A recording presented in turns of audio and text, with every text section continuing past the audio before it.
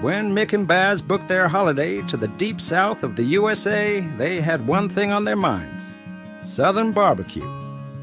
"Mate," Baz had said, slapping the plane ticket, "this is the land of ribs, brisket, and fried chicken. We'll eat like kings." They landed in Louisiana, wide-eyed and hungry. As they stepped off the plane into the thick, humid air, Baz wiped his forehead. "Blimey, it's like Darwin but wetter." "Relax, mate," Mick said. "This is America. Everything's bigger, better, and fried." Their first adventure was a swamp tour. Their guide, Earl, was a man in overalls with a southern accent so thick that Mick and Baz only caught every third word. "This here's gator country," Earl drawled, leading them to a rickety boat. "Y'all Aussies like gators?" "Love 'em," Baz replied. "We've got crocs back home." Earl's eyes lit up. "Well, ain't that something?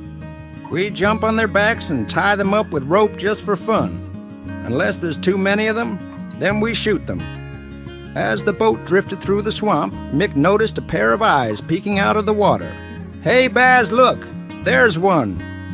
Before Baz could respond, the gator lunged at the boat. Mick screamed, jumping onto the nearest bench, while Baz, trying to act brave, held out his phone to take a picture.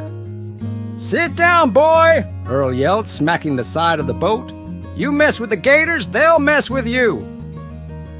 Baz nodded sheepishly, his hand shaking so badly that his photo ended up being a shot of his own leg instead of the gator.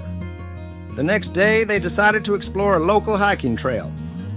Mick, ever the optimist, convinced Baz it would be a relaxing walk. 5 minutes in, Baz tripped over a root and landed face to face with a coiled snake. "Crikey!" Baz yelled, scrambling backward. Mick squinted at the snake. "Relax, mate, it's probably harmless." The snake hissed, and Earl, who had joined them for the hike, said, "That's a cottonmouth. They're plenty dangerous." Baz carefully walked back to the car, mumbling, "Gee whiz, and I thought the tiger snake that I found in my shed was dangerous enough." That night they checked into a charming bed and breakfast that looked more like a haunted house. The owner, Miss Daisy, greeted them with a toothy smile. "Y'all make yourselves at home. Dinner's at 7. They settled into their room, but just as Mick was unpacking, he heard a rustling sound. "Baz, did you hear that?" Before Baz could answer, a rat walked across the floor like it owned the place. Startled, Baz jumped onto the bed. Nope, I didn't sign up for this." Mick, trying to act tough, grabbed a shoe. "It's just one rat."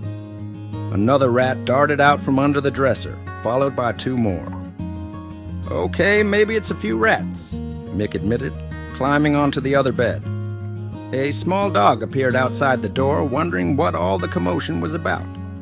Miss Daisy shouted down the hallway, "Oh, don't mind them, they're harmless, just looking for some crumbs."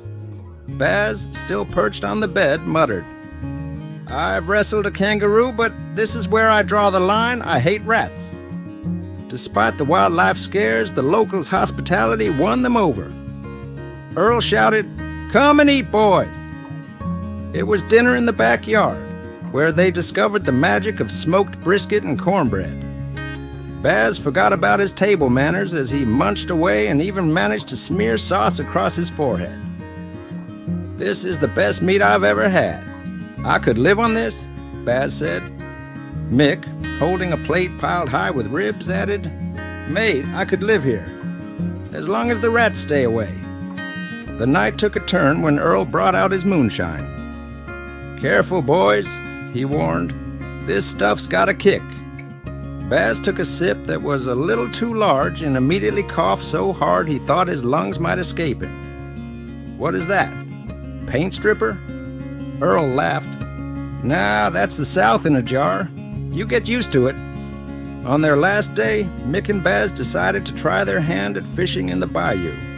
Earl lent them his fishing rods and pointed them toward the water. "Catch something good and we'll fry it up." Mick cast his line and immediately felt a tug. "I got something!" he yelled, reeling it in. What emerged was not a fish, but a snapping turtle, glaring at him with ancient rage. "What do I do?" Mick shouted as the turtle snapped at the air. "Throw it back and don't touch its head or it will snap your finger off." Earl stood there shaking his head, watching from the river shore. "Y'all Aussies sure know how to get yourselves into trouble." As they boarded the plane home, Mick turned to Baz. "Well, mate, what'd you think of the South?" Baz grinned. "It's wild, almost as wild as the Outback. But next time, let's skip the rats."